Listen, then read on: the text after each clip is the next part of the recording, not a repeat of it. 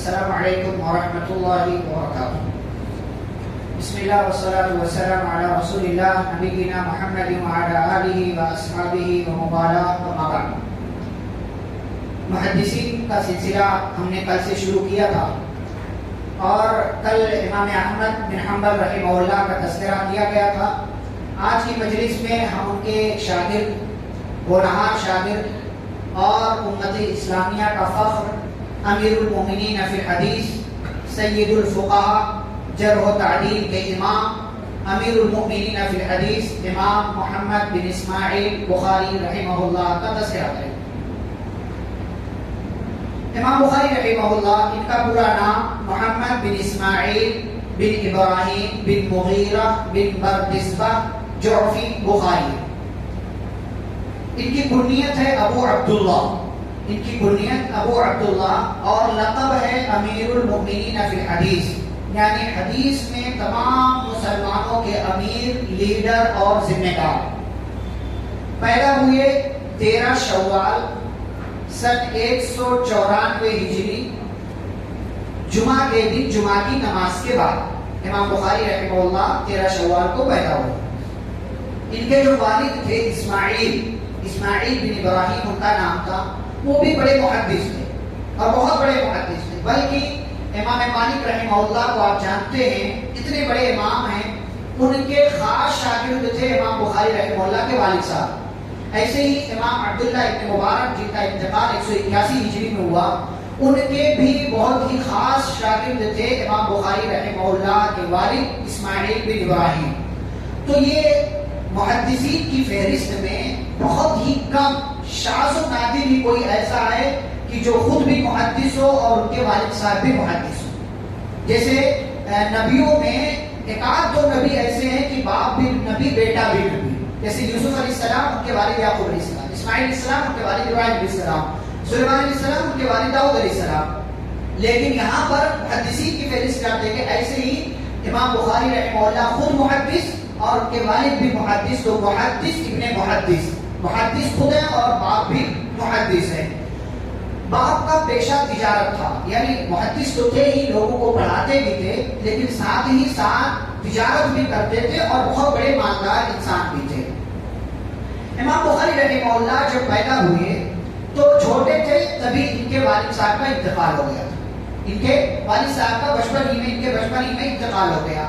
یہ جب تھوڑے سے بڑے ہوئے تو پہلے آنکھ سلامت تھی، لیکن جب تھوڑے سے بڑے ہوئے تو آنکھ کی بینائی چلی گئی. اب ایک عورت کے لیے اس سے بڑی تکلیف کی بات کیا ہے کہ کچھ دن پہلے بیوہ ہوئی ہے اور اب اس کی آنکھوں کا نور، اس کے لگتے جگر پیارے بیٹے محمد کی آنکھ کی بینائی بھی چلی گئی. ڈبل مصیبت، بڑی پریشانی، بڑی فکر مند ہوئی اور دعائیں مانگتی تھی. ایک دن عشاء کی نماز پڑھی اور نماز وغیرہ سے جب فارغ ہو گئی تو اللہ سے خوب دعا کی، رو کر خوب مانگا اللہ رب العالمین سے. کیا مانگا؟ اے اللہ میرے بیٹے محمد کی بینائی واپس کر دے، اے اللہ میرے بیٹے محمد کی بینائی، آنکھ کی روشنی واپس کر دے. روتی تھی، آنکھوں سے آنسو بہ رہے، دعا مانگ رہی. ہوتا کیا ہے، غم کی کیفیت جب زیادہ ہوتی ہے تو انسان نڈھال ہو جاتا ہے، کمزور پڑ جاتا ہے، لیٹ جاتا ہے. امام بخاری رحمہ اللہ کی والدہ نے بھی دعا مانگی، آنکھوں سے آنسو نکلے اور پھر روتے روتے کب لیٹ گئی، کب نیند آ گئی نہیں پتا چلا. سوئی رات کو ہی خواب میں حضرت ابراہیم علیہ السلام آئے اور انہوں نے خوشخبری سنائی. خواب میں خوشخبری سنائی کہ اللہ کی بندی خوش ہو جاؤ، تمہارے بیٹے محمد کی بینائی اللہ نے واپس کر دی ہے. خواب دیکھا، خواب تھا، چلا گیا. نبی تھوڑی تھی کہ خواب سچا ہو، لیکن خواب دیکھتا انسان خواب کے وقت کم از کم خوش تو ہو لیتا ہے. خوش ہوئی، امید بھی ہوئی کہ کیا پتا ابراہیم آئے تھے، اللہ نے ابراہیم کو بھیجا تھا تو ہو سکتا ہے خواب سچا ہو. کرامت ہوئی اور صبح اٹھی، جب جا کر کے بیٹے محمد کو اٹھایا، جگایا اور ان کو دیکھا تو دیکھا کہ واقعی ان کی آنکھ کی بینائی واپس آ چکی. مانگے اللہ تعالیٰ سے اپنی اولاد کی سلامتی کے لیے. آپ ماں ہیں، آپ باپ ہیں، تو آپ کی دعا اللہ اولاد کے حق میں قبول کرتا ہے. مانگے اللہ تعالیٰ آپ کی دعائیں قبول کرے گا. امام بخاری رحمہ اللہ کی بینائی واپس آ گئی. ماں نے تربیت کرنا شروع کر دیا. پرورش کرنا شروع کر دیا. اچھا جس علاقے میں پیدا ہوئے تھے وہ خراسان کا ایک علاقہ تھا جسے بخارا کہتے ہیں. بخارا کی طرف نسبت کرتے ہوئے امام بخاری رحمہ اللہ کو بخاری کہا جاتا ہے، ورنہ ان کا نام محمد بن اسماعیل ہے جیسا کہ میں نے بتایا. پرورش کرتی رہی. ان کے علاقے میں بھی بہت علماء تھے اور خود ان کا اپنا گھرانہ علمی گھرانہ تھا. بچپن سے ہی امام بخاری رحمہ اللہ دین کی تعلیم حاصل کرنے میں لگ گئے. 11 سال کی عمر تک پہنچتے پہنچتے آپ اندازہ کریں ہمارے یہاں کا بچہ 5th میں 6th میں 7th میں ہوتا ہے، 6th میں ہوتا، اس سے آگے نہیں بڑھتا زیادہ سے زیادہ. اور اس میں صلاحیت کتنی ہے آپ جانتے ہیں. 11 سال کا بچہ بڑا ہوا تو کہا امام عبداللہ ابن مبارک، امام وکیع بن جراح، دو بڑے ائمہ ہیں، انہوں نے کئی کتابیں لکھی تھی، ان کی کتابوں کو یاد کر لیا. 11 سال کے بچے. 11 سال کی عمر میں ایک مرتبہ امام داخلی رحمہ اللہ ایک محدث تھے، بخارا کی مسجد میں بیٹھ کر کے درس دے رہے تھے. تو کوئی حدیث انہوں نے بیان کر دی. جیسے ہی انہوں نے حدیث بیان کی سند پڑھی کہ حدثنی فلاں فلاں فلاں فلاں، تو امام بخاری رحمہ اللہ بھی بیٹھے ہوئے تھے. چھوٹے سے بچے 11 سال کے بچے ٹوک دیا، کہا یہ حدیث اس طریقے سے نہیں ہے، یہ حدیث اس طریقے سے نہیں ہے کیونکہ زبیر نے ابراہیم سے نہیں سنا جو انہوں نے سند بیان کی تھی. تو امام داخلی رحمہ اللہ چونکے، یہ بچہ توجہ نہیں تھی. ہوتا ہے نا چھوٹا بچہ بتا رہے چپ رہے تیرے کو کیا پتا، ویسے ہوتا چھوٹا سا بچہ ہو. تو امام بخاری رحمہ اللہ چھوٹے سے بچے کہتے ہیں کہ استاد محترم میری بات اگر آپ کو غلط لگ رہی ہے، آپ کے اپنے گھر میں جس کتاب سے آپ حدیث سنا رہے ہیں اس کا اصل نسخہ موجود ہوگا، جائیے گھر میں سند چیک کر لیجئے. اگر آپ کی بات درست ہے تو ٹھیک ہے، میں معذرت خواہ ہوں، لیکن اگر میری بات سچی تو جائیے دیکھ لیجئے. امام داخلی رحمہ اللہ گئے اور اصل کتاب کا نسخہ دیکھا تو امام بخاری رحمہ اللہ کی بات درست تھی. آئے واپس مجلس میں، درس میں واپس آئے تو امام بخاری رحمہ اللہ سے پوچھتے ہیں بیٹے بتاؤ کہ میں نے غلط پڑھا تھا مجھے تسلیم ہے، لیکن وہ صحیح کیسے ہے وہ جانتے ہو؟ کہا جانتا ہوں. تو کہا کہ کیا ہے؟ تو کہا آپ نے زبیر کہا، آپ نے ابن زبیر کہا تھا جبکہ وہ زبیر ہے، اور زبیر یہ ابن عدی کے بیٹے ہیں. آپ نے کچھ اور نام لے لیا تھا، کسی اور کے نام کے ساتھ آپ سند بیان کر رہے تھے جبکہ وہ سند اس کے نام کے ساتھ نہیں. 11 سال کا بچہ علم حدیث میں، حدیث کے میدان میں اس قدر ماہر ہو چکا ہے. مزید آگے بڑھے. 16 سال کی عمر پہنچی، ایک استاد کے درس میں موجود تھے اور درس ختم ہوا چلے گئے. تو وہ استاد کے ایک ساتھی ایک دوست ان کے پاس آئے تو استاد نے ساتھی سے کہا تھوڑی دیر پہلے آپ میرے پاس آئے ہوتے تو میں آپ کی ملاقات ایک ایسے لڑکے سے کرواتا جس کو 70,000 حدیثیں یاد ہیں، 70,000 حدیثیں جس کو یاد ہے. تھوڑی دیر کے بعد امام بخاری رحمہ اللہ آ گئے تو کہا دیکھیے یہ لڑکا اس کو 70,000 حدیثیں یاد ہے. امام بخاری رحمہ اللہ نے کہا صرف 70,000 نہیں، اس سے زیادہ حدیثیں مجھے یاد ہے. بعض دوسری روایتوں میں 1,00,000 حدیثیں 16 سال کی عمر میں امام بخاری رحمہ اللہ کو یاد نہیں، وہ بھی سند کے ساتھ، متن کے ساتھ، اس میں بھی جو راوی ہے اس کے بارے میں کہاں کا تھا، کب پیدا ہوا، کب انتقال ہوا، کس سے سنا، اس کے اساتذہ کیا ہیں، اس کے اسٹوڈنٹس کون سے، ایک ایک چیز کچا چٹا جس کو آپ میرے A to Z ساری چیزیں امام بخاری رحمہ اللہ کو معلوم. 16 سال کی عمر. 16 سال کی عمر جب پہنچی امام بخاری رحمہ اللہ حج کے لیے گئے اپنی والدہ اور اپنے بھائی احمد کے ساتھ. یہ تینوں حج کے لیے گئے. حج کر لیا تو امام بخاری رحمہ اللہ نے اس حج کے سفر کو علم کا سفر بھی بنانا چاہا کہ میں اس سفر میں علم بھی حاصل کر لوں. تو اس لیے اپنے بھائی احمد سے کہا کہ آپ امی کو لے کر کے چلے جائیے گھر، اور امی سے بھی اجازت لے لی کہ امی جان میں یہیں رہنا چاہتا ہوں، علم حاصل کرنا چاہتا ہوں. امی نے کہا ٹھیک ہے رہو. امام بخاری رحمہ اللہ کچھ دن مکہ میں رہے، مکہ کے اساتذہ سے انہوں نے علم حاصل کیا. پھر مدینہ چلے گئے اور مدینہ جب پہنچے تو 2 سال وہاں رہے. 2 سال 18 سال کی عمر کو پہنچے. یہی وہ 18 سال کی عمر ہے جب امام بخاری رحمہ اللہ نے مدینہ میں مسجد نبوی میں رہتے ہوئے التاریخ الکبیر نام کی تاریخ پر مشتمل ایک بہترین اور لاجواب کتاب لکھی. 18 سال کی عمر میں امام بخاری رحمہ اللہ. آگے بڑھیں تو امام بخاری رحمہ اللہ مکہ، مدینہ، بصرہ، کوفہ، شام، عراق اور خراسان، بخارا، ری، مرو، یہ بڑے علاقے تھے جو علم کا مرکز تھے. ان تمام علاقوں کا امام بخاری رحمہ اللہ نے سفر کیا اور تمام جگہوں پر جا کر کے انہوں نے اساتذہ کے سامنے وہ بیٹھے اور انہوں نے علم حاصل کیا. آپ نے سوچتے سن لیا بات ہو گئی. یہ کوئی ٹرین ہوائی جہاز کا سفر نہیں تھا, یہ جانور کی سواری تھی. کبھی پیدل چلنا پڑتا تھا, مشقتیں برداشت کرنا پڑتی تھی.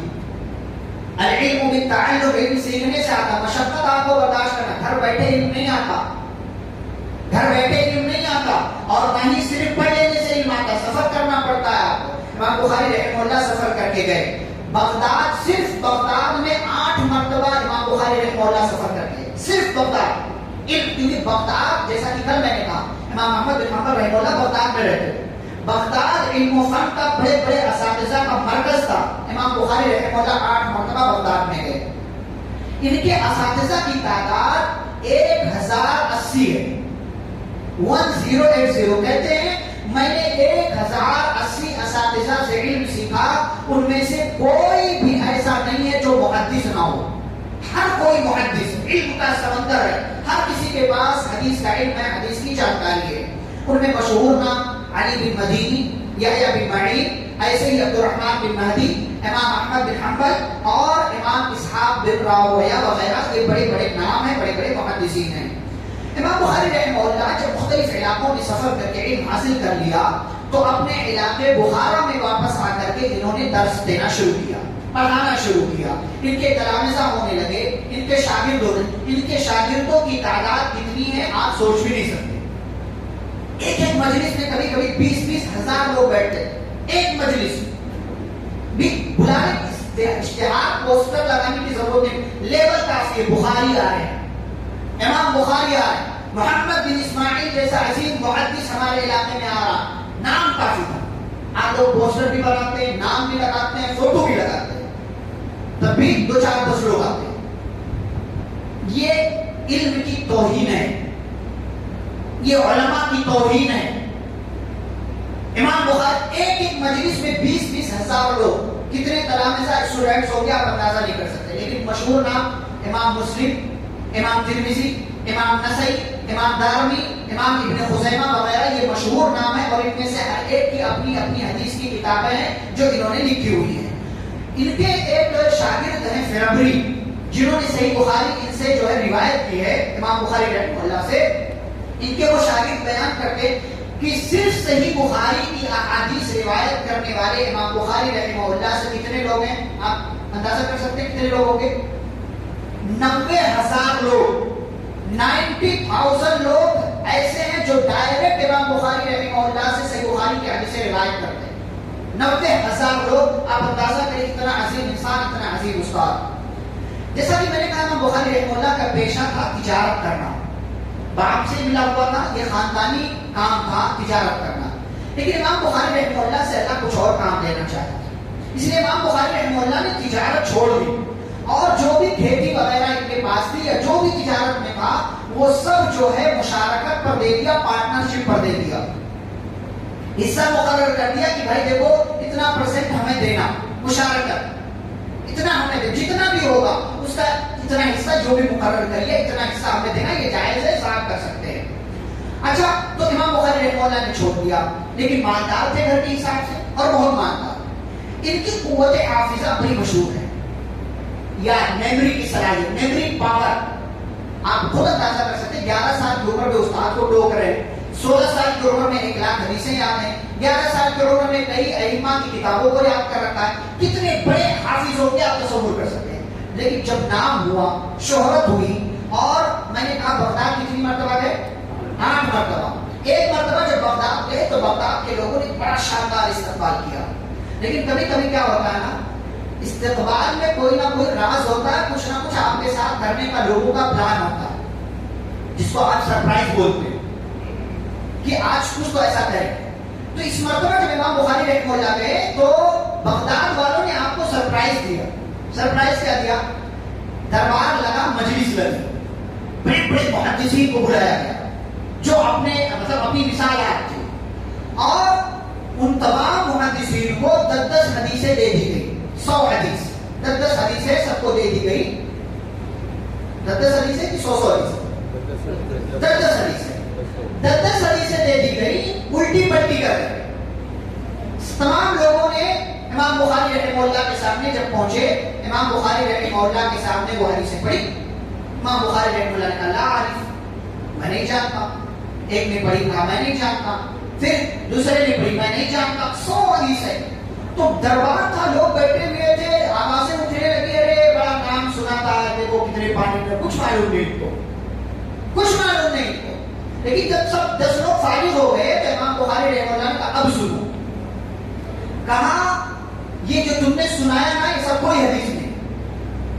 پھر کہا صحیح حدیث اس طریقے سے پوری 100 کی 100 حدیث سنائے، اور 100 کی 100 حدیث صحیح سنانے کے بعد ان 10 لوگوں نے جو غلط حدیثیں سنائی تھی وہ بھی سنا دی. آپ میرے سامنے قرآن کی کوئی آیت پڑھ دیں تو میں کہوں گا بھائی یہ قرآن کی آیت نہیں. لیکن ضروری نہیں ہے کہ جیسا آپ نے وہ ایک آیت پڑھ کر کے مجھے سنایا تھا میں اس کو صحیح سے سنا دوں جو آپ نے غلط سنایا تھا. اور وہ بھی ایک آیت کی بات میں کر رہا ہوں. یہاں 100 حدیثیں سند اور متن کے ساتھ پڑھی گئی، غلط پڑھی گئی. کہاں غلط ہے، صحیح یہ. اور جو ان لوگوں نے غلط پڑھ کر کے سنایا تھا وہ غلط بھی بتا دیا کہ تم لوگوں نے ایسا، اور فلاں نے ایسا پڑھا تھا، فلاں نے ایسا پڑھا تھا، فلاں نے ایسا پڑھا تھا. اتنا تیز حافظہ حضرت امام بخاری رحمہ اللہ کو اللہ رب العزت نے دیا تھا. ان کے تعلق سے امانت داری کا ایک واقعہ سیرت کی کتابوں میں آتا ہے. تاریخ جو ان کے تعلق سے کتابیں لکھی گئی ہیں کہ ایک مرتبہ امام بخاری رحمہ اللہ سفر کر رہے تھے اور شپ میں تھے، سمندر کا سفر تھا. ان کا ایک ساتھی بن گیا. سفر میں جیسے بعض دفعہ ساتھی بن جاتے ہیں تو کیا ہوتا ہے، ہم اپنے راز کی باتیں بھی اس کو بتانے لگتے ہیں. میں فلاں کا ہوں، میرے گھر میں اتنے لوگ ہیں، اور میری بہن یہ کرتی ہے، میرا بھائی یہ کرتا ہے، میری امی یہ کرتی ہے، میرے ابا یہ کرتے ہیں. نہیں بتانے کا کسی کو، نہیں بتانے کا. میں کس مقصد کے لیے چاہ رہا ہوں نہیں بتانے کا. میں گھر جا رہا ہوں تو فلانی کی شادی ہے، بہن کی شادی ہے، بیٹی کی شادی ہے، تو شادی ہے تو کچھ نہ کچھ اس کے بیگ میں ہوگا، چلو غائب کر دیتے ہیں، غائب کر دیتا ہوں. امام بخاری رحمہ اللہ کے ساتھ ایک بندہ ہو گیا. اب باتوں میں امام بخاری رحمہ اللہ نے کہہ دیا کہ میں سفر کر رہا ہوں، میرے پاس 1000 اشرفی یعنی سونے کے سکے، 1000 سونے کے سکے میرے پاس. اب اس کو لالچ آ گئی اور اس نے پلان بنایا کہ میں یہ لے کر کے آؤں. تھوڑی دیر میں اس نے چیخنا چلانا شروع کر دیا کہ میری 1000 اشرفیاں غائب ہو گئی. جہاز کا کپتان ملا پریشان، تلاشی نہیں گئی سب کی.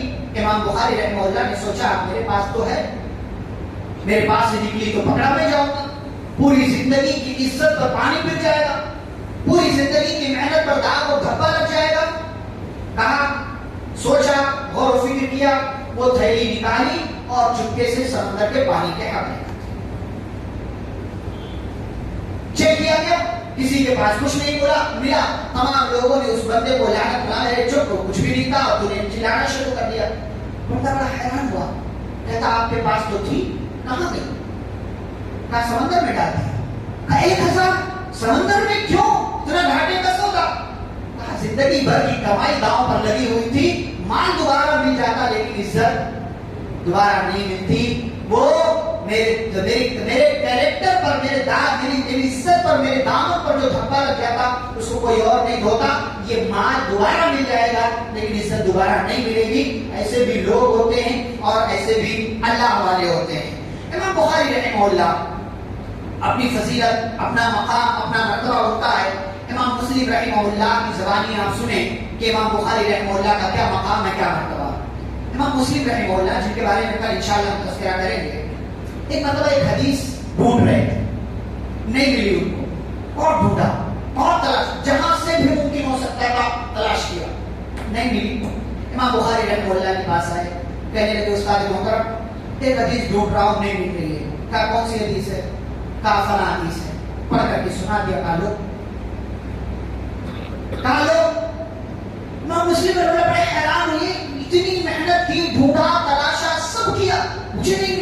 یہ کون سا بندہ ہے کہ اتنا، مطلب ایک حدیث پر نظر ہے اس کی، اتنی محبت ان کو اپنے استاد سے اس وقت ظاہر ہوئی. بڑی محبت سے کہا دعنی اقبل رجلیک یا استاذ الاستاذین ویا سید المحدثین ویا طبیب الحدیث فی العلل. کہا آپ اپنا پیر آگے بڑھائیے، میں آپ کے قدموں کو بوسہ دینا چاہتا ہوں، اے محدثین کے سردار، اے امیر المؤمنین فی الحدیث، اور اے ضعیف حدیثوں کو صحیح حدیثوں سے نکال کر پھینک دینے والے ڈاکٹر، آپ اپنا قدم آگے بڑھائیے، میں آپ کے قدموں کو بوسہ دینا چاہتا ہوں. ایسے ہی امام احمد بن حنبل رحمہ اللہ فرماتے ہیں کہ خراسان کی زمین میں بخاری جیسا کوئی انسان پیدا نہیں کیا. خراسان کی زمین میں بخاری جیسا انسان کوئی پیدا نہیں کیا. ان کے استاد تھے محمد بن سلام بیکندی رحمہ اللہ. کہتے ہیں بخاری جب میرے درس میں ہوتا ہے تو مجھ پر عجیب سی کیفیت تاری ہو جاتی، میں پریشان سا ہو جاتا ہوں کہ کہیں کوئی غلطی نہ کر جاؤں، یہ ٹوک نہ دے. یعنی مجھ سے زیادہ اس کے پاس علم ہے.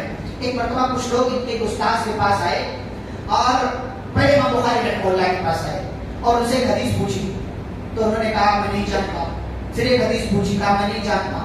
پھر ایک حدیث پوچھی، کہا میں نہیں جانتا. پھر ایک حدیثیں پوچھی، سب کے بارے میں امام بخاری رحمہ اللہ نے فرمایا میں نہیں جانتا.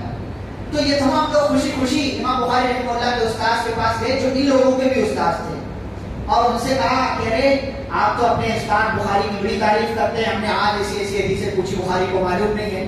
تو استاد نے کیا کہا؟ شاندار جملہ کہا، کل حدیث لا يعرفه محمد بن اسماعیل فلیس بحدیث. فرمایا ہر وہ حدیث جس کو بخاری نہیں جانتا وہ حدیث ہی نہیں. ہر وہ حدیث جس کے بارے میں بخاری نے کہہ دیا لا اعرفہ، میں نہیں جانتا، تو تمہیں خوش ہونے کی ضرورت نہیں ہے کہ تمہارے پاس بخاری سے زیادہ علم ہے. وہ حدیث ہی نہیں ہے اس لیے بخاری نہیں جانتا. یہ استاد کا کی طرف سے اعتراف ہے شاگرد کے بارے میں کہ میرا شاگرد ایسا ہے. ایسے ہی امام دارمی رحمہ اللہ کہتے ہیں میں مختلف علاقوں میں گیا، کوفہ گیا، بصرہ گیا، عراق گیا، شام گیا، ان تمام جگہوں پر میں گھوم پھر لیا، میں نے علم حاصل کر لیا، لوگوں کے پاس بیٹھا، لیکن بخاری جیسا عالم حدیث میں نے آج تک نہیں دیکھا.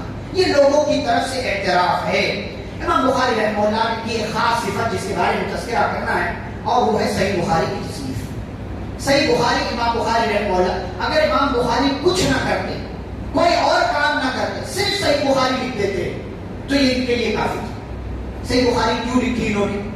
اس سلسلے میں دو خواب. ایک خواب امام بخاری رحمہ اللہ نے ایک دن خواب دیکھا. کہتے میں نے خواب دیکھا کہ نبی صلی اللہ علیہ وسلم کو میں نے دیکھا ہے اور ان کے پاس بیٹھ کر کے میں پنکھا جو ہے جھل رہا ہوں، یعنی آپ کے اوپر مکھی مچھر یہ مطلب دیگر چیزیں جو نہ بیٹھے آپ کے قریب نہ آئے، میں ایسے پنکھا ہلا رہا ہوں تاکہ یہ ساری چیزیں گرد و غبار گندگی آپ کے اوپر سے دور رہے. کہتے یہ خواب تھا چھوٹا سا، ختم ہو گیا. جو خواب کی تعبیر بتانے والے لوگ تھے، علماء تھے، میں نے ان سے پوچھا خواب کی تعبیر کیا ہے؟ تو انہوں نے کہا بخاری خوش ہو جاؤ کہ اللہ آپ سے ایک بہت زبردست کام لینے والا ہے کہ نبی کے تعلق سے جو ضعیف من گھڑت حدیثیں بیان کی جاتی ہیں، کچرا وچرا جو نبی سے جوڑ دیا جاتا وہ سب تم نبی کی ذات سے کیا کر دو گے؟ دور کر دو گے. یہ ایک وجہ. کہتے ہیں میرے ذہن میں اس وقت بات آ گئی تھی لیکن پھر بات تھی چلی گئی.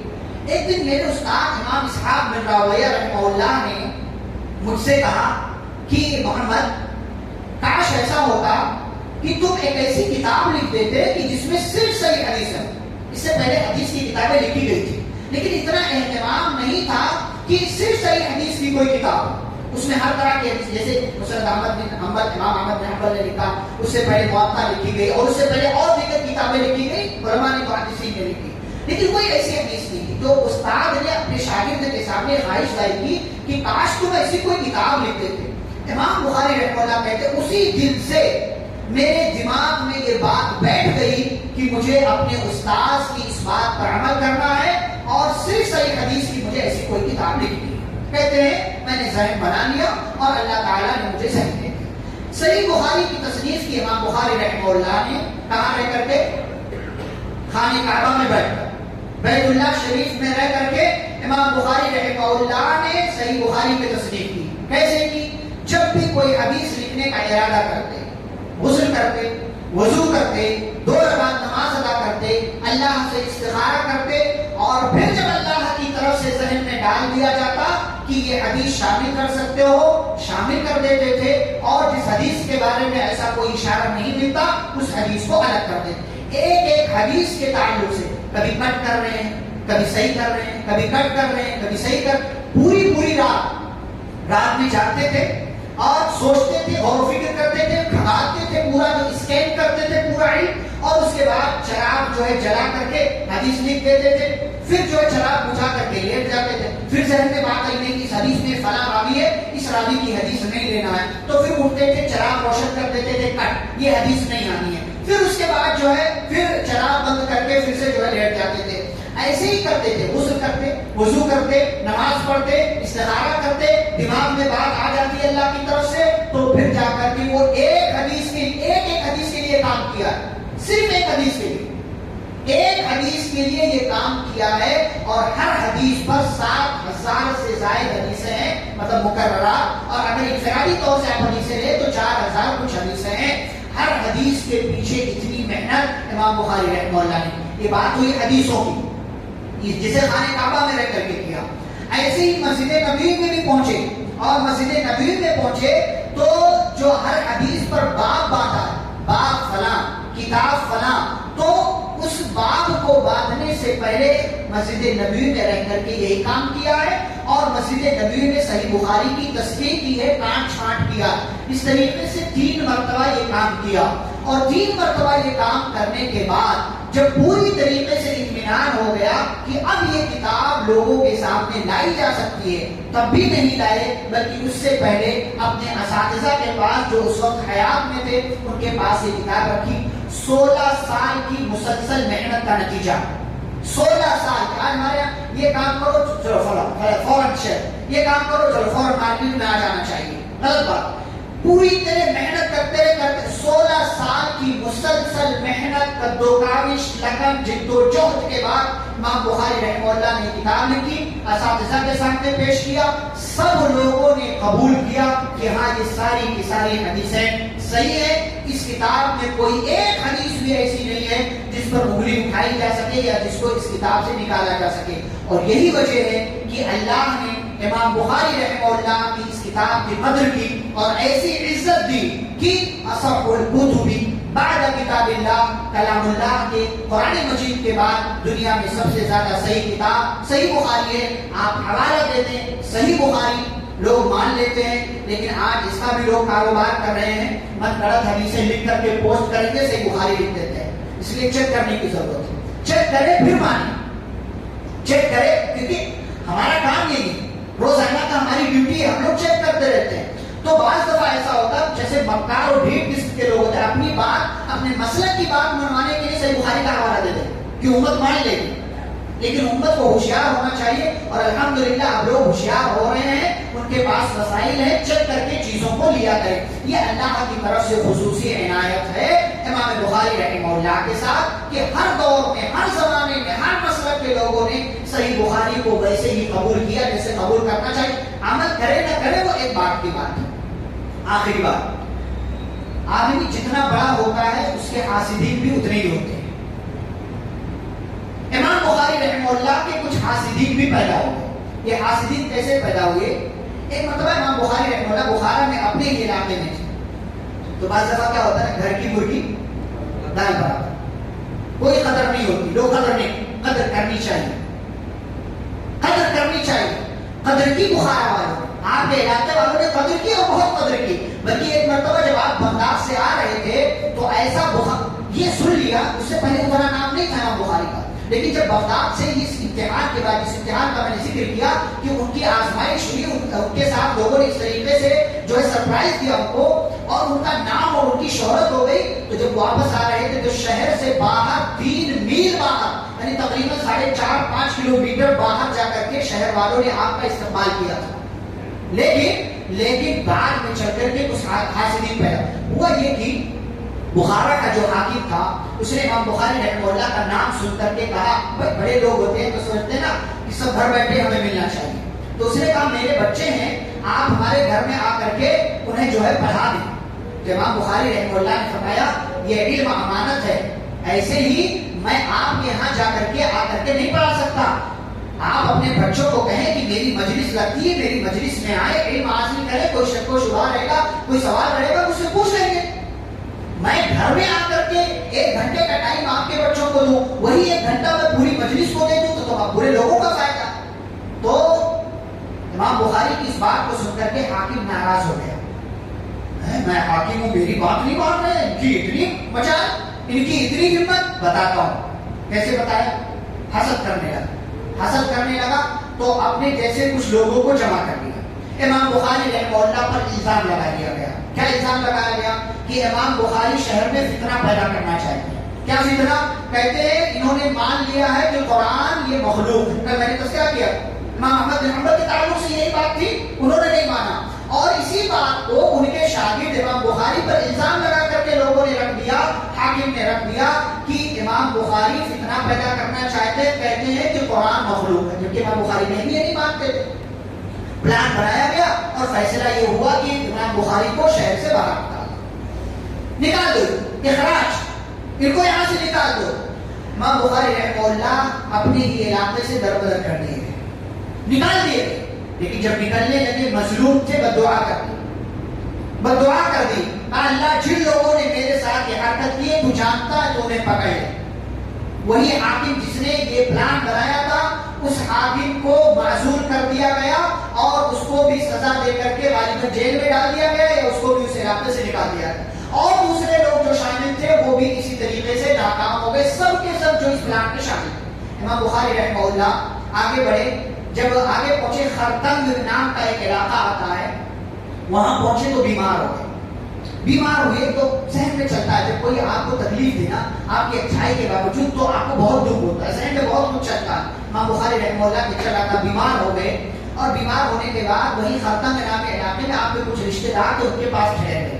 جب طبیعت میں تھوڑی بہتری آئی تو وہاں سے آپ نکلے کہ آگے بڑھے اور اللہ تعالیٰ سے اس دوران دعا کر رہے تھے, اللہم قد ضاقت علی الارض بما رحبت فاغفرلی, کہ اللہ مجھ پر الزام لگایا گیا, مجھے پریشان کیا گیا, مجھے میرے ساتھ اس طریقے کی حرکت کی گئی, مجھے میرے علاقے سے, میرے گھر سے, میرے شہر سے نکال دیا گیا. اللہ حالات بہت بگڑ گئے ہیں, لوگ میرے خلاف پروپیگنڈا کر رہے ہیں. فاغفرلی, اے اللہ اگر میرے حق میں موت بہتر ہے تو مجھے موت دے دے. امام بخاری رحمہ اللہ ابھی راستے ہی میں تھے کہ ان کے ساتھ والوں نے کہا کہ عید الفطر کی رات تھی, 1 شوال 256 ہجری. امام بخاری رحمہ اللہ کا راستے میں ہی انتقال ہو گیا.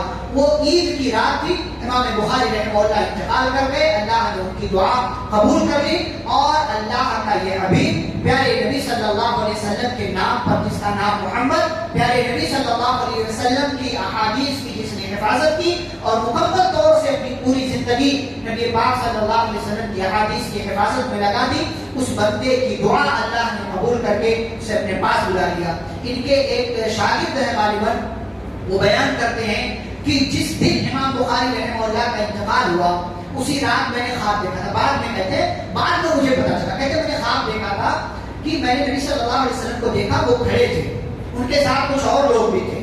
تو میں نے کہا, خواب میں دیکھا تو میں نے کہا اللہ کے رسول صلی اللہ علیہ وسلم آپ کس کا انتظار کر رہے ہیں؟ کہا میں ایک بندے کا انتظار کر رہا ہوں. کہا کس کا؟ کہا محمد بن اسماعیل بخاری کا انتظار کر رہا ہوں. کہتے خواب کا ختم ہو گیا. کہتے بعد میں جب میں نے حساب لگایا کہ کیا مسئلہ تھا اس خواب میں اور امام بخاری کی وفات میں کیا جو ہے ایک جیسی چیز تھی, کہتے میں نے حساب لگایا تو یہ وہی رات تھی جس رات میں نے خواب دیکھا تھا اور اسی رات کو امام بخاری رحمہ اللہ کا انتقال ہوا تھا. اسی رات کو امام بخاری رحمہ اللہ کا انتقال ہوا تھا. تو یہ تھے امیر المؤمنین فی الحدیث امام محمد بن اسماعیل بخاری رحمہ اللہ. تاریخ کی کتابیں بھری پڑی ہیں, ان کی سیرت کی کتابوں سے میں نے سرسری آپ کے سامنے ذکر کر دیا ہے اور یہ بتلانے کے لیے کیا ہے کہ علم حاصل کریں, علم کے راستے میں لگے رہیں, علم سے علماء سے محبت کریں اور جہاں سے علم کے سوتے پھوٹتے ہیں, جہاں سے علم کو پھیلانے کا کام کیا جاتا ہے, ایسے اداروں سے محبت کریں, علماء سے جڑ کر کے رہیں. کسی بھی بولنے والے کے پاس جا کر کے بیٹھ کر علم حاصل نہ کریں, کیونکہ ہر بولنے والا عالم نہیں ہوتا. جو بول رہا ہے اس کے پاس ضروری نہیں ہے کہ جانکاری ہو. علماء سے رابطے میں رہیں, سفر کریں, محنت برداشت کریں, مشقت برداشت کریں. آپ مشقت برداشت کریں گے تب جا کر کے آپ کو علم آئے گا. یہی امام بخاری رحمہ اللہ کی سیرت اور آپ کو پیغام دیتی ہے. اللہ رب العزت سے دعا ہے اللہ ہم سبھی کو ان ائمہ, ان محدثین سے محبت کرنے اور ان کی محنتوں کی قدر کرنے اور ان کے حق میں دعائیں خیر کرنے کی اللہ ہم سبھی کو توفیق عطا فرمائے. آمین. صلی اللہ علیہ نبی کریم. سبحانک اللہم و بحمدک, اشہد ان لا الہ الا انت, استغفرک و اتوب الیک. السلام علیکم ورحمۃ اللہ وبرکاتہ.